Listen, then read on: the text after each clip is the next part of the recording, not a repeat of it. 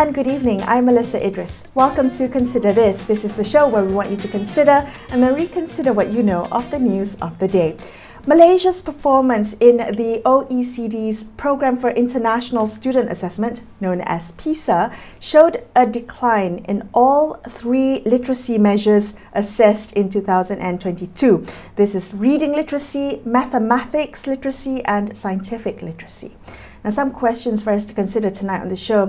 What are the underlying factors that contributed to this decline? What would be the broader impact of these scores? And crucially, what strategies are educationists recommending to stem the decline? Joining me now is Dr. Suzieleez Syrene Abdul Rahim, who is a senior lecturer at the Department of Mathematics and Science Education at University of Malaya's Faculty of Education. Dr. Suzy, thank you so much for being on the show with me today. Your research expertise includes mathematics, education, and alternative assessments for maths. So I'm just wondering how you're reading Malaysia's declining PISA scores in all literacy measures, especially the literacy, the downtrend, the significant downtrend that we see in mathematics and science education. What's your take on the current situation? To engage with you and probably share just some of my opinions and views. Well, with regard to I think one of the main challenges that I think would have contributed to the decline would be, of course, as we all know, the COVID-19 pandemic, because due to this pandemic, it has created, how should we say, we scramble to reach students because now we're all in lockdown.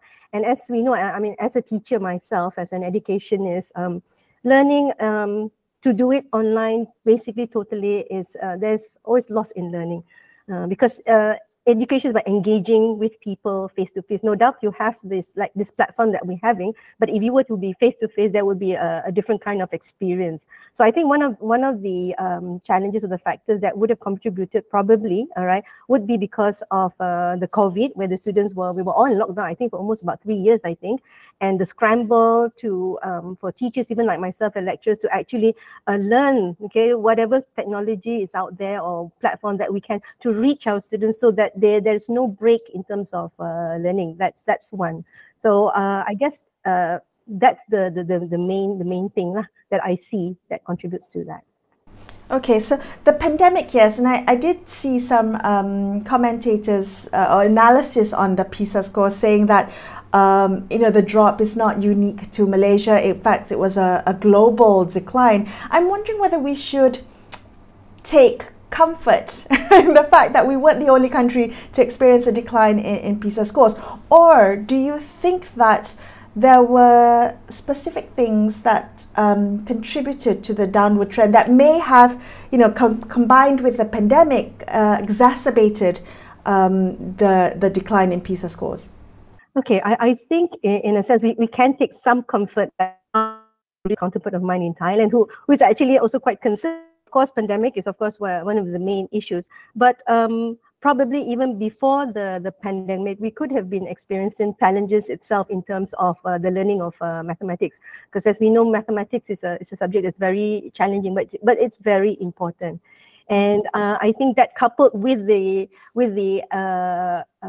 factor that actually you couldn't even reach the student during pandemic at such a long period of time, that itself might have intensified, okay, the challenges that the education sector face, in the process of trying to reach the students. And especially when we talk in terms of mathematics at this current point of time in this century, we're not talking about just learning mathematics as a subject, but it contributes fairly greatly to the way we live in today's world.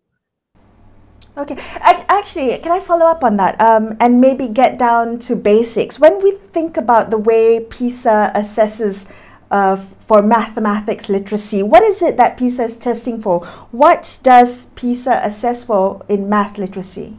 Okay, in the PISA 2022, the mathematics framework emphasizes a lot. The core of it is actually mathematical reasoning. So when we are talking about mathematical reasoning, we are talking about learning of mathematics as a platform for us human beings, individuals, okay, on how we are going to live in today's world, how we're going to operate, how we are going to attend to our daily needs. So the PISA, because it has a framework, therefore in assessment, you will have certain aspects that you look at. You can't look at everything.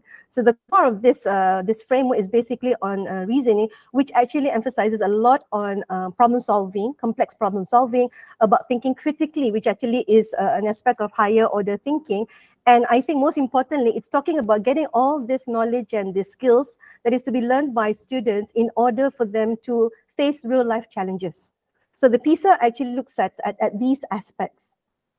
Okay, that's really interesting, because that's, all of that cannot just be attributed to the learning loss experience in the pandemic, right? This also speaks to a lot of the kind of fundamental issues that we want to inculcate, fundamental skills that we want to inculcate in our education system. You talked about reasoning and critical thinking and complex problem solving. How do we apply that into the education system, especially keeping in mind the declining mathematics and science literacy scores in PISA? How do we inculcate these pillars of education into our own system? I think we already have that in our current curriculum, because if we look at the mathematics framework, the core of it is actually what we call fikra mathematik, which is mathematical thinking itself. So basically this curriculum that is already in place, which is going through, I think its current second cycle and so forth, I think the Malaysian education has already taken step in terms of trying to enhance this. But of course, when you talk about higher order thinking, it's not something that it's an overnight thing. It is a way of thinking, and I think our teachers have, since this framework has come about in the KSSM, okay, has been addressing it. But of course, when you talk about the mind, it's not something that is it is an overnight thing. It needs to be nurtured. It needs guidance. The students need to be given opportunities for them to actually allow them to think.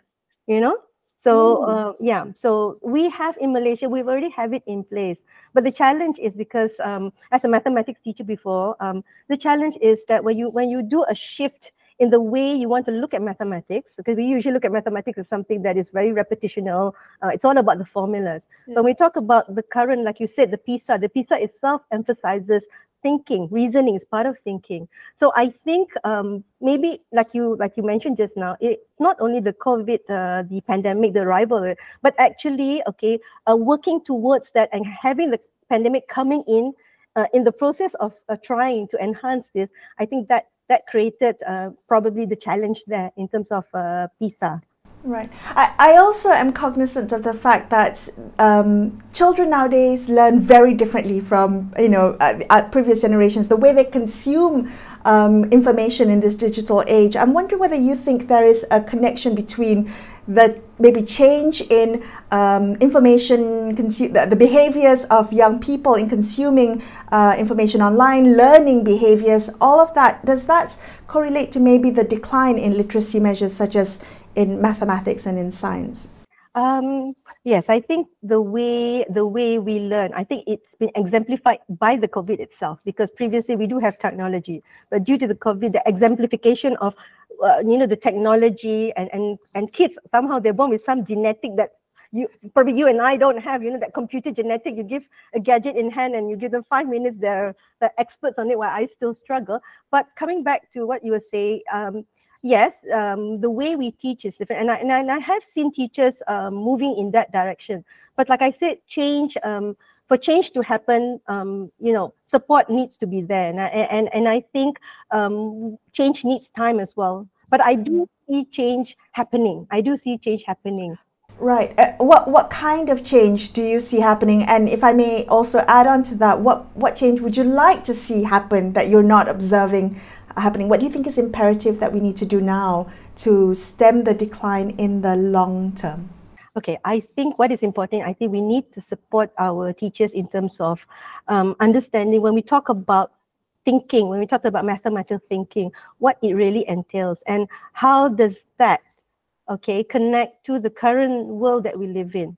Because the world we live in now, it's so accessible in terms of technology. So the question now that everybody asks is, what is there left for us humans to do? So in terms of mathematics, I think it's imperative for us to change the learning experiences of our students. But having said that, you need to have the building blocks, which is the knowledge and the skills. You still have to make sure those are in place before you can actually, okay, get them to use that, okay, into the context that is more relevant to them in today's world, and also with the enhancements of technology as well to be incorporated in the classroom as well.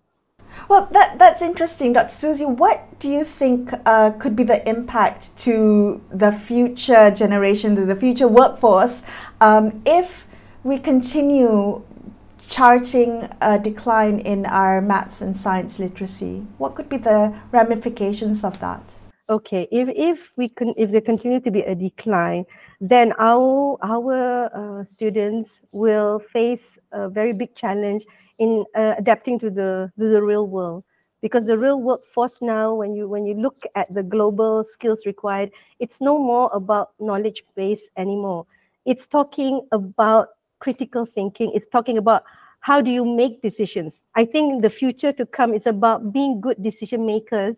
Okay, and when you make decisions, how did you come about to a very low risk decision? But it is a calculated decision, not something that you feel it's in my bones, or I feel it's it's the right thing to do.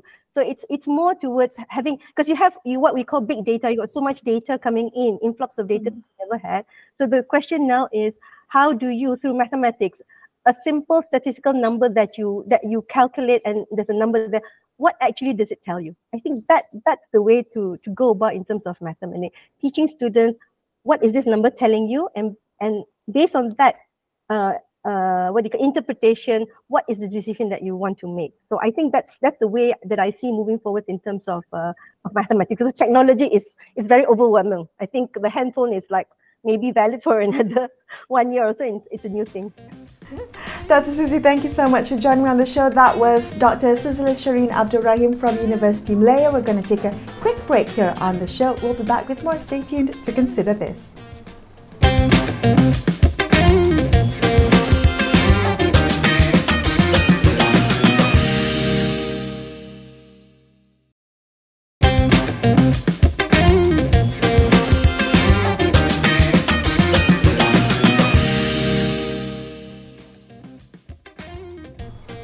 Hi, welcome back to Consider This. I'm Melisa Idris. Let's continue our discussion on Malaysia's PISA scores for 2022, which showed a steep decline in the performance of Malaysian students in all three domains, namely mathematics, science and reading. Joining me now is Professor Moses Samuel. He's a Senior Research Fellow at the School of Education at Taylor's University. His research interests cover language policy and literacy education. Professor Moses, thank you so much for joining me on the show today. How are you? How do you interpret the significance of Malaysia's decline in the PISA 2022 performance, particularly when compared to international benchmarks set by the OECD? Yeah, if I had to make a personal comment, I think it's been not a good performance. It's almost dismal, and really at two levels. When we look at the scores, we need to interpret them at two levels. One is to compare them against the previous PISA scores, which would be in 2018. There has been a decline, I think something about 27 points, which is almost, well, I'll talk about it later. That's the first thing, when you compare the 2018 to 2022. The second decline, I think, is in terms of ranking, where we compare with other countries. And some people may say it is not fair to look at OECD countries, Finland, Germany, and so on. But even when you look within ASEAN, there has been a decline. Some countries which have fewer resources than we have, and who have been through school closures during the pandemic, they have shown increases. So Right. I think, to say the least, it's been disappointing. But like all things, it is a wake-up call. It's a wake-up call for us to re-examine some fundamentals. Right. Well, there have been people. There are some quarters who say the learning loss or the decline is because of the pandemic, and it's happened across the board. Do you think it can be solely attributed to the lockdown, the closures of schools, and the pandemic? Definitely not, because I think across the board, this has been a global phenomenon. This pandemic and school closures has been a global phenomenon. And across the board, there has been a dip in scores. But when we take a look at other countries, Cambodia is a good example. People have been talking about this. They have had school closures which are comparable to our school closures. And yet they have made some significant improvements. So I think there are multiple factors. The pandemic could be one of them, but I think it's wrong to attribute the dip in scores solely to the pandemic. It's a multifactorial issue.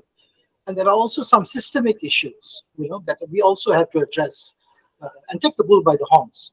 Okay, let's talk about the systemic issues. Are there observable patterns or systemic issues within the Malaysian education system that may have exacerbated the decrease in PISA scores, particularly in the reading literacy scores? Yeah. Well, let's take a look at what the reading scores mean, first of all.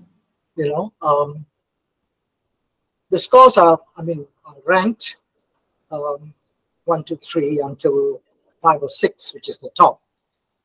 Less than 50% of our students are at band 2. Now, what does that mean? It means that they can understand a paragraph and decode meaning from that paragraph. They may not be able, and that's for middle length, moderate length paragraphs, texts. All right, they don't transfer these skills onto longer texts, and definitely, they're just decoding the meaning from the text, not looking at interpretation, not looking at critique. What's significant, I think, from this, when you look at the top range, band 5 and band 6, according to the country level report, none of our students achieved band 5 and band 6. Band 5, band 6 would mean reading extended texts, being able to interpret, critique those texts. So I think those are areas that we have got to look at, namely classroom practices. What's going on in the classroom? If I can just expand on that a little bit. Sure. Yes. A couple of years back, some of my colleagues and I at the University of Malaya, where I was formerly teaching, did a nationwide study on what's going on in classrooms. And what we found was that, based on the indicators that we were using, Malaysian teachers come across very well when you're looking at classroom management skills, when you're looking at putting together activities. What they don't do well is really dealing with interpretive skills, making connections between text that they're reading and the real world, looking at deep knowledge, looking at underlying assumptions of a text, which is really what's needed in today's knowledge economy. Now, some people may argue, well, these are 15-year-olds, they don't need these skills. But, even when you look at kids who go to a fast food restaurant, they are being bombarded with all kinds of texts. And, they need to make decisions critically on whether or not what they're buying is the burger or the toy that comes with the burger. And people use text to manipulate. And I think critical skills are needed. They are the new basics, as someone said. Right. Knowledge economy. Okay, can I ask you about reading literacy levels and the shift that we've seen in the way young people consume information online. And maybe that has to do with the fact that what you're saying is that it's harder now to digest and critically think through longer text. And maybe that relates to the way that we are consuming information online that comes in a shorter, bite-sized form. How do you see that being adopted into teaching methodologies so that you're not seeing low literacy scores, low reading literacy scores, despite the change in the way we're consuming information today? Well, our classes are diverse. Different students come with different kinds of experiences. And I think what's needed in classroom practices is really looking at how we can differentiate instruction for different groups of learners. So there needs to be diagnostic. Teachers need to develop skills in diagnostic testing. They need to develop skills in terms of differentiated instruction. There have been lots of models all over the world. I mean, New Zealand has got some excellent examples of reading recovery where students are pulled out. It's like taking a detour when I'm driving along the federal highway, let's say to Johor Bahru. If you take a little detour, an instructional detour to focus on some skills, and then you join the main highway. There's got to be a lot more of that kind of instruction that's going on. And I think there are demands for teacher education. The kinds of skills needed today with the bombardment of texts and lots of fake news and information, and people have to weigh these different things. Those are skills that are needed, even by young people in school. Okay, so then what would you recommend as an educationist, as an educator with many decades of experience under your belt? What strategies or interventions are you hoping to see be employed to address the declining reading literacy levels that we've seen in PISA, but also to equip our young people for a rapidly changing world of bombardment of information and jobs of the future? What would you like to see happen today for the long term? Well, the PISA scores are for 15-year-olds, all right? And I don't think we should just focus on the 15-year-olds. I think we need to look at the whole school system as a whole.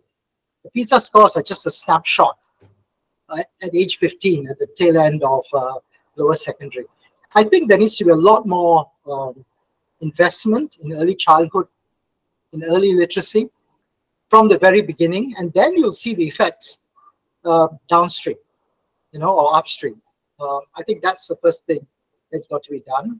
We need to relook at the goals that we have set for education. I would say that literacy scores, low literacy scores, will have an impact on other subjects as well, including science and mathematics. There's been a lot of correlations done to show that when students are not reading widely beyond the requirements of the curriculum, it does affect achievement in science or mathematics. So there's got to be early intervention. There's got to be emphasis on early literacy, including preschool. So we've got to take a kind of systemic approach across the lifespan. Yeah. Right. Professor, I have to ask you, in my conversations with people about the PISA scores, largely the reaction is one of that they're not surprised by it because of the pandemic, but also maybe because of a lack of trust in, reading, math and science literacy in the school curriculum. I do wonder whether you're seeing an urgency to address this. We have these scores, we know what happened in the pandemic. Do we acknowledge the problem and have solutions for it, to address it? Well, the problem has been acknowledged, even if you look at the education blueprint from 2013 to I think 2025, it has been acknowledged. We say we're not getting returns to investment. There have been some efforts at looking at higher order thinking, for example. But I think that it's not just a question of tinkering with part of the education system, not just with assessment, making sure there are more items for higher order thinking in the school exams, but also in terms of the practices that go on in the classroom. the interaction between teachers and students. I think that's where we have got to put the emphasis on, especially, I would say, when the new blueprint is going to come, 26 onwards, and there are efforts at curriculum renewal, new textbooks. I mean, that's really where we've got to sort of make sure that we have a range of literacy skills, not just decoding texts, which we are pretty good at, but also reading between the lines, reading against the lines. I mean, those are kinds of skills that are needed. And I think we are at a critical juncture. I mean, the old blueprint is coming to an end. There are efforts, I would imagine, you know, in reshaping the new blueprint over a long period of time. Right. And I think these are issues that have to be addressed then. Very quickly, in the minute or so we have left, are there ways we can support our teachers to have better classroom dynamics when it comes to reading literacy levels? Teachers are burdened with all kinds of things, and I'll really put in a word for them. I think there needs to be support in terms of continuing professional development of teachers. When literacy, what it means to be literate is changing dynamically. I think teachers have to be prepared to deal with the new kinds of literacies, including the digital literacies. So I think that's something we've got to address. And this is an interesting juncture, you know, when we're thinking of the next phase of the education blueprint. Professor, thank you so much for being on the show with me. Professor Moses Samuel from the School of Education at Taylor's University, wrapping up this episode of Consider This. I'm Melisa Idris, signing off for the evening. Thank you so much for watching, and good night.